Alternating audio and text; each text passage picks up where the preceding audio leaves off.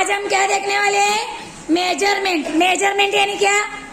लंबाई कैसे नापना है। कोई भी चीज की लंबाई हम किस तरह से नाप सकते हैं, है कि नहीं।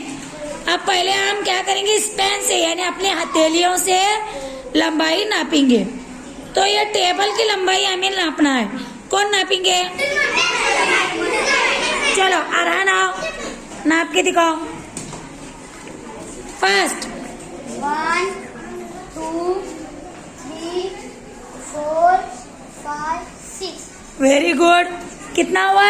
6 हुआ। अब आपने अपनी नोटबुक निकालो और नोटबुक का करके दिखाओ। आप यहाँ आओ, कम अपनी नोटबुक लेकर आओ। हाँ, अब ये भी इस पेन से क्या करो? हाँ, चलो नाप के दिखाओ। 2 3। हाँ, कितना हुआ? 3। हाँ, वेरी गुड। अब तुम्हारी बुक का, मैथ्स की बुक ले, बुक का नापो दिखेंगे। इरम आओ इधर, तुम नाप के दिखाओ हथेलियों से। चलो दिखाओ, कितना हुआ? 3। Very good.